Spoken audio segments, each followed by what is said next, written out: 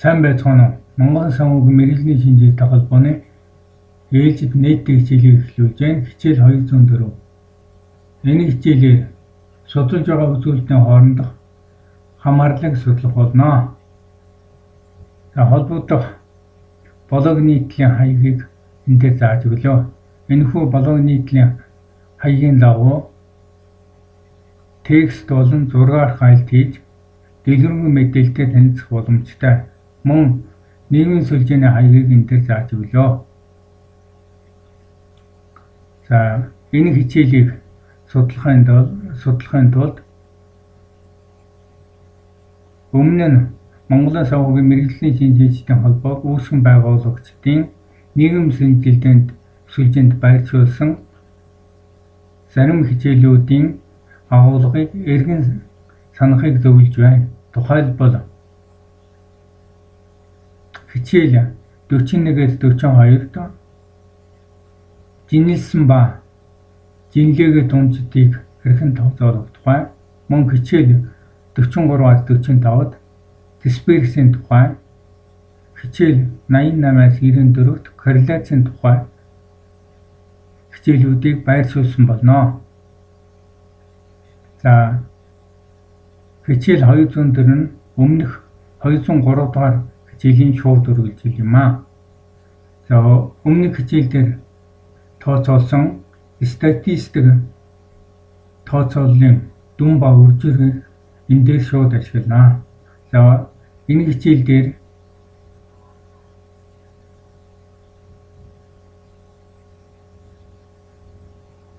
холбогдох хангалттай эмпирик мэдээллийг боловсруулж үзүүлэлтүүдийн хооронд хамаарлыг тодорхойлохын тулд шугамын алгоритм матрицтай хийх үйлдэлийг ашиглах болно. За өмнөх хичээл дээр өгөгдсөн эмпирик мэдээллээр түрээсийн хөлс Y-д нөлөөлсөн түрээсийн талбай X1-ийн өгөгдлүүд өгөгдсөн байсан. За энэ хоёр үзүүлэлтийн хоорондох хамаарлыг шугам тэгштэйгээр илэрхийлэхийн хамт мөн хамаарлын хүчийг корреляцийн коэффициентээр илэрхийлэх зорилтыг тавьсан юм аа. За өмнөх хичээл дээр өгөгдсөн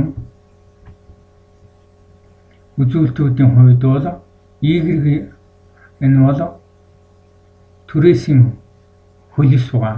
За X нь бол түүнд нөлөөлсөн түрээсийн талбай хэмжээ байгаа.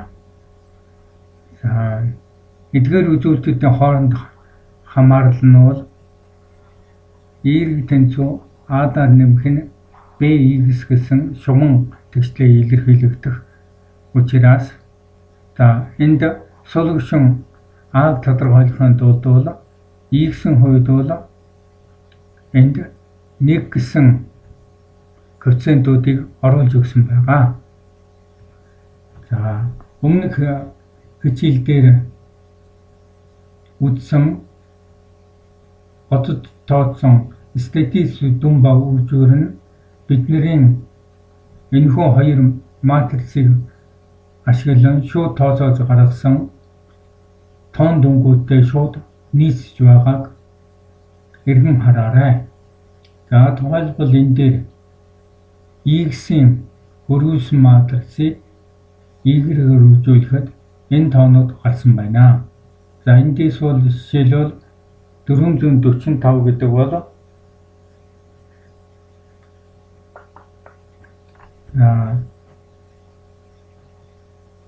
Y-ийн дүн байгаа.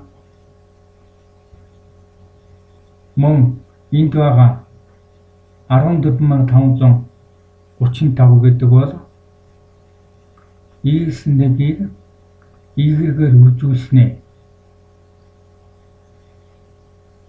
дүн байх жишээтэй. За мөн тэрчлэн энд бичигдсэн 10 гэдэг бол энэхүү 10 сарын тоо мэдээлэл буюу ажиглалтын тоог илэрхийлж байна. Жишээлбэл за 275 гэдэг бол x1 буюу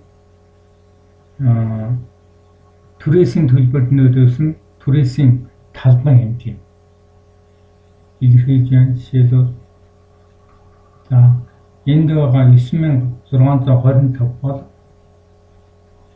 x1-ийн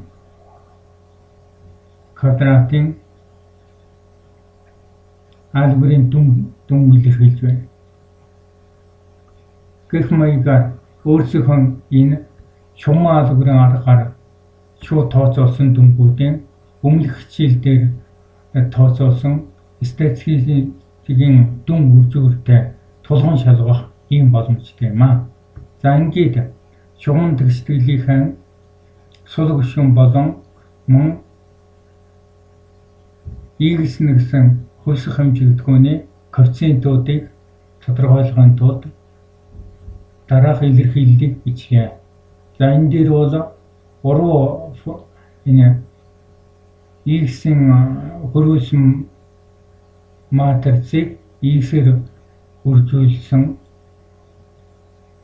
гаргасны уруу матриц нь энд бичигдсэн байна.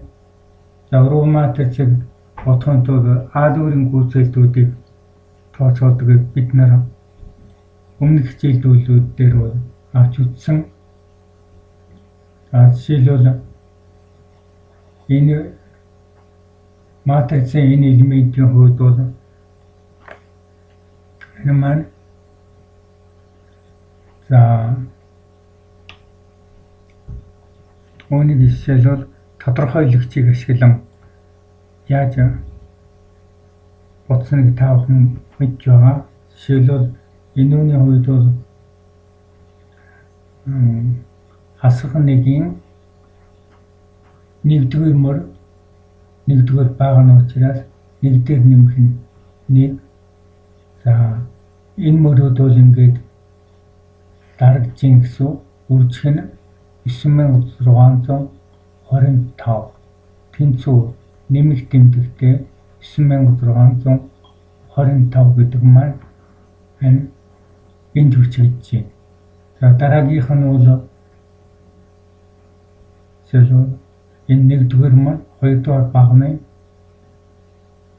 хувьд бол хасах нэгийг бүрдэх нь нэгдүгээр мөр хоёрдугаар баг нь хичээд за эдгээр дарагдахад энэ үлдэж байна.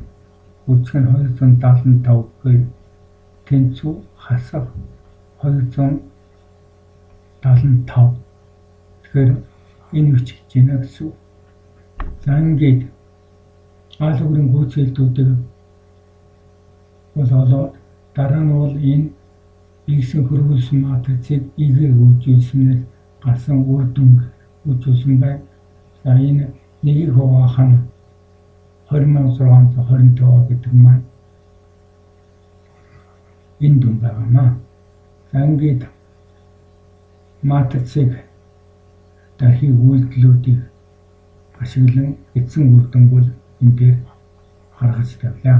За эндээс шугам алгоритмын аргаар хоёр хэмжигдэхүүний хоорондох хамаарлын шугам тэгшлэлийг бичвэл сул гишүүн нь бол энэ байна. Дараа нь x-ийг бүржих b коэффициент бол энэ байна.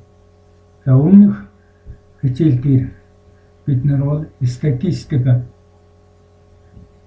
мэдээллийн боловсруулалт хийгээд тэрүүнийгээ шууд түүнийгээ үндэслэн нормал тэгштгэл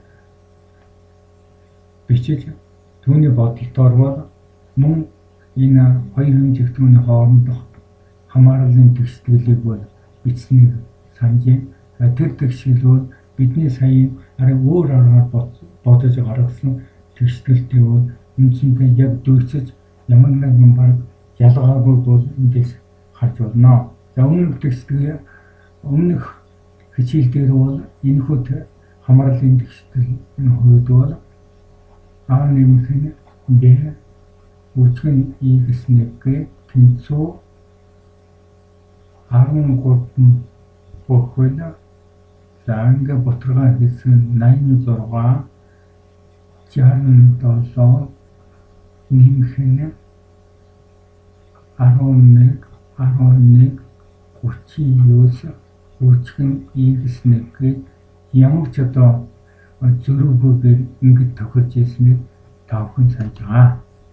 За дараа нь бид судалгааны хоёр үзүүлэлтийн хоорондох хамаарлыг судалж байгаа учраас хамаарлын хүч ямар байна вэ гэдгийг корреляцийн коэффициентээр энд илэрхийлсэн байгаа.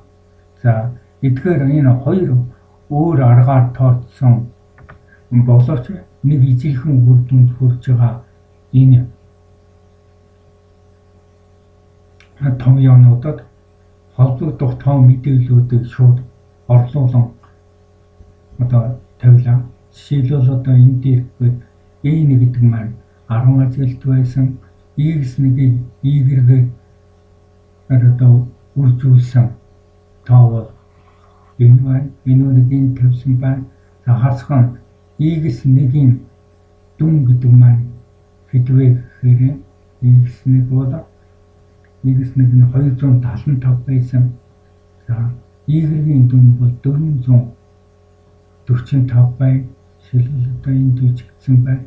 За ийм байдлаар энд холбогдох том мэдээллүүдийг орлуулан гэж тавьсан. За энэ том мэдээллүүд бол өмнөх хичээлдээр гарсныг бол санаж байгаа. За ингээд хамаарлын хүч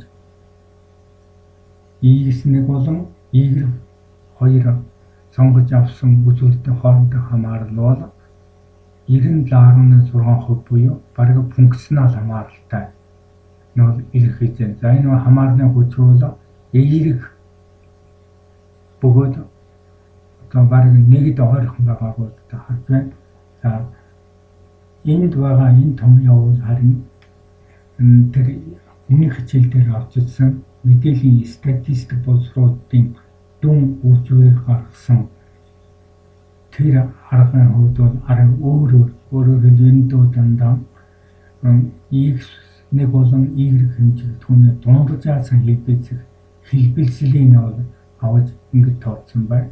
За ийм учраас бол тооцоолын үр дүн бол яг л ижил шуудаа гарч байна. Харин энэ корреляцийн коэффициентийг тооцсон 2 дахь хувилбартай гарсан энэ хэлбэлцлийг тооцсон өөрөөр хэлбэл спейсүүд нэрлэдэг.